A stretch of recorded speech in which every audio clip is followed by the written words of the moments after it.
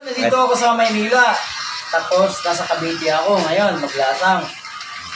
Lahat tanan na sa Mindanao. Ang ato ang amigo, bro. Mato dito Davao.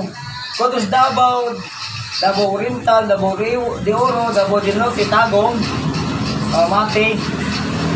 Ang ato ang amigo mato dito sunod pinakabulan karon pinakasimana mato siya alang sa kumbaga na may problema sa atong resort kini siya makasubad. Kailangan suportahan tanawon og maayo.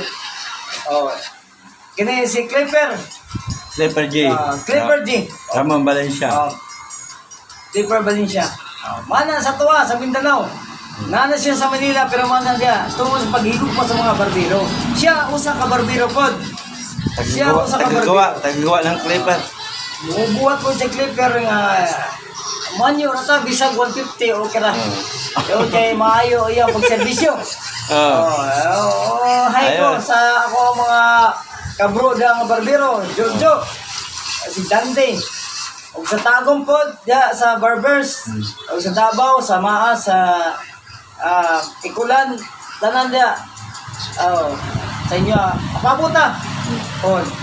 Okay. Namin sa Cavite karon. Alright. Salamat. Pero kilala din ako sa Mindanao. Yung mga ilan kilala ako. Kaso nga yung iba, siyempre, malawak din yun eh. Kuya nga, punta ka doon. Pag nakapasyal tayo sa Mindanao, matik yan. Mindanao, Leyte, Samar, Bicol.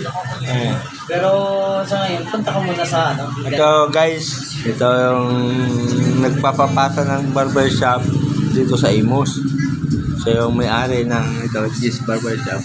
Tapos ito yung naman kababayan ko, taga Bicol din. Ito yung kukuha ng barbershop.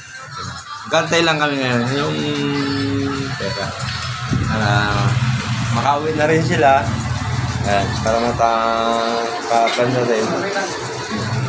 Kasi si kabayan, alis nagdalawang araw biyahe.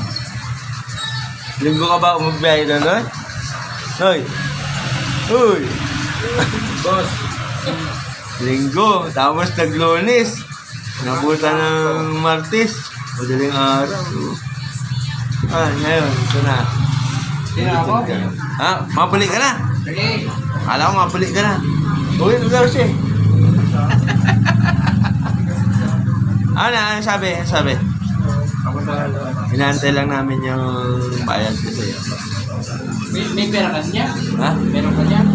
Ang pera? 20? Meron na 20.